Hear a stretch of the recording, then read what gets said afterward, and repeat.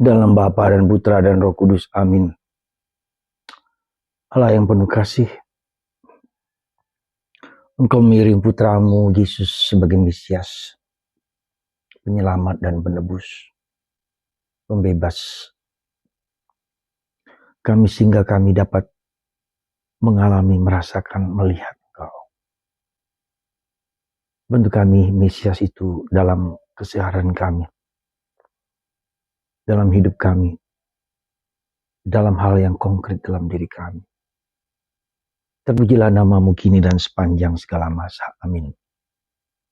Para saudara, hari ini kita tahu tentang pernyataan Yesus yang dengan tepat dinyatakan oleh Petrus sebagai Mesias. Dan Yesus melarang mereka untuk bicara kepada umum karena ini berkaitan dengan Mesias politik, tapi Yesus mengatakan tidak. Mesias politik harus banyak menderita, mengalami salib, mengalami penderitaan, wafat, dibangkitkan. Dan itu merupakan DNA dan merupakan keharusan, merupakan harus dialami oleh Yesus. Maka ketika Petrus mengatakan tidak boleh demikian, Yesus marah besar. Nyala kau iblis. Kau bukan hanya memikirkan manusia, tapi memikirkan Allah. Engkau hanya memikirkan manusia dan bukan memikirkan kehendak Allah.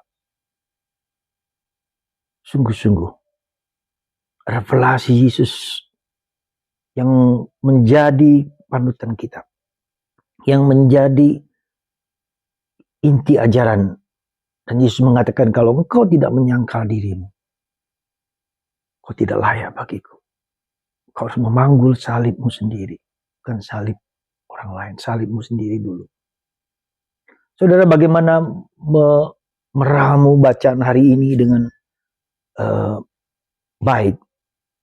Ya, saya mau melihatnya dari perspektif yang sekarang sedang viral, yaitu tentang paus kita yang memancarkan sinar, memancarkan aura, memancarkan karisma, seperti roh yang menggerakkan seluruh umat Katolik, tapi seluruh bangsa Indonesia.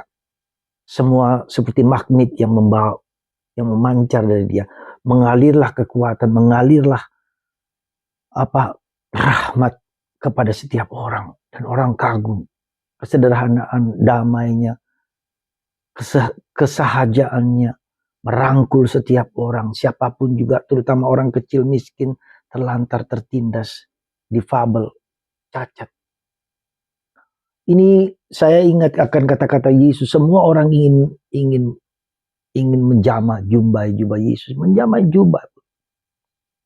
Kita tidak hanya menjamah jubah, kita saja dari jauh melihat paus di Indonesia, di Singapura, di Papua New Guinea, di Timor Leste, ada gerakan batin kita luar biasa.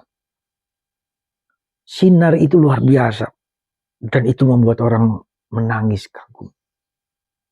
Nah, saya melihatnya demikian, ya. Kita bisa kagum pada dia, padahal bisa sebulan 2 bulan lagi semua itu kan hilang lenyap, ditelan masa, ditelan waktu. Kita tidak ingat lagi. Tapi saya mengajak Anda akan satu hal penting, bagaimana itu melestarikan dan membuat kita seperti itu. Nah, dalam konteks Ekaristi yang baru kita rayakan tadi, saya baru merayakan itu. Ekaristi itu bukan hanya itu Yesus sendiri. Kalau paus yang menghayati Ekaristi dengan dalam lalu memancarkan. Tapi Ekaristi yang kita rayakan apakah juga mempunyai daya pengaruh yang besar seperti dialami dengan paus?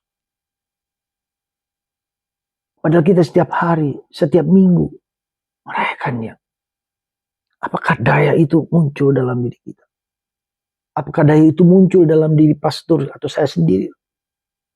Dan ini merupakan tamparan bagi saya bagaimana saya menghayati Yesus yang hidup, yang hadir dalam diriku, diri kita semua. Maka saya memikirkan supaya pengalaman akan Allah itu sungguh memancar dalam diri kita, maka ada dua pendekatan yang sebetulnya satu tapi dua. Yaitu pendekatan bahwa Tuhan itu menjadi objek. Atau Tuhan menjadi subjek, atau dua-duanya. Kalau Tuhan menjadi objek adalah kita selalu meminta sesuatu. Kita mengharapkan sesuatu. Seperti Tuhan itu berdua gitu loh. Kita mengharapkan dia bos yang kita minta terus. Dan tentu ini tidak salah. Yesus mengatakan mintalah, mintalah kamu akan diberi dan segala macam. Apa saja yang Tuhan kita minta. Kerap kali dipenuhi oleh Tuhan lewat Bunda Maria atau siapa. Tapi kita terpancing kepada di titik itu, di titik minta-minta, di titik permohonan.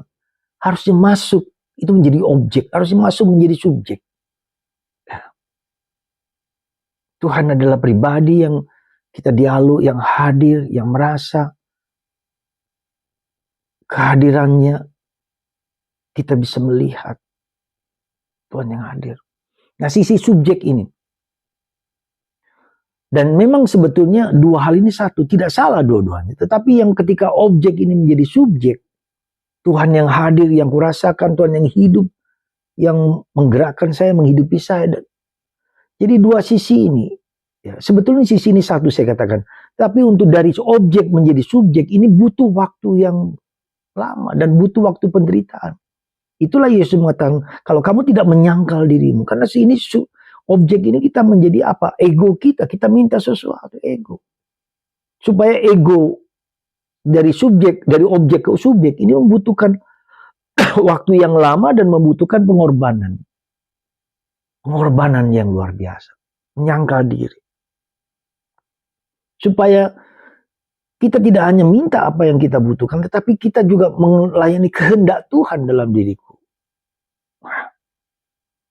Maka ketika kita melakukan pendekatan, Tuhan adalah subjek yang hadir, yang hidup, yang saya rasakan. Dalam pengalaman Santa Teresa dari Avila, Tuhan hadir, Tuhan hidup, saya bisa berdialog, saya bisa berkomunikasi, saya bisa merasakan. Jadi saudara, mungkin kita, ya, bagaimana kita dari objek menjadi subjek ini? Kita harus mati terhadap diri sendiri. Dan itu bukan gampang.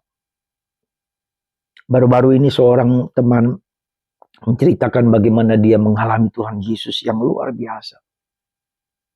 Pengalaman ini dialami karena dia mengalami penderitaan yang berat sekali di masa lalu. Hampir mati, hampir bunuh diri. Gak tahan terhadap penderitaan yang begitu besar. Tapi kemudian Tuhan, karena dia sudah menyerah, di mana engkau Tuhan? Aku gak mampu. Tuhan hadir dalam diri dia.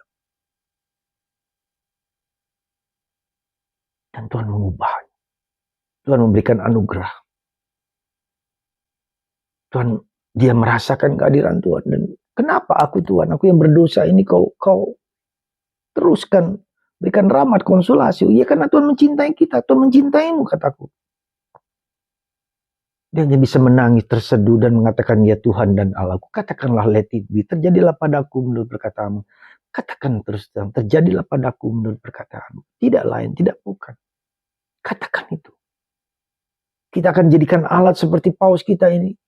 Dengan usia yang lanjut, dengan paru-paru satu, dia bisa melalang buana dari 4 negara dengan begitu acara yang begitu padat, tetapi dia punya power.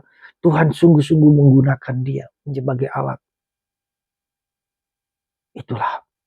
Itulah panggilan kita. Semua kita. Dan bagaimana ketika orang yang bercerita pada saya, aku melihat Tuhan, berbahagialah orang yang miskin, berbahagialah orang yang murni hatinya. Karena dia akan melihat Tuhan. Dan murni hatinya. Ini juga dalam proses objek menjadi subjek ini. Proses pemurnian. Proses dari ego menjadi kehendak Tuhan. Saudara, mari kita sadari dua aspek ini. Pendekatan objektif atau subjektif. Yang sebetulnya menyatu supaya kita menjadi puritas cordis, murni hati kita. Berbahagialah yang murni hatinya. Karena dia akan melihat Tuhan. Anda, saya dipanggil untuk murni. Dan untuk murni itu Tuhan sendiri yang bekerja. Izinkan kita, Tuhan menghapus, membersihkan kita, terutama dalam Ekaristi. Tuhan memberkati Anda semua, supaya kita mengalami Tuhan dalam hidup kita sehari-hari. Bapa, Putra, dan Roh Kudus. Amin.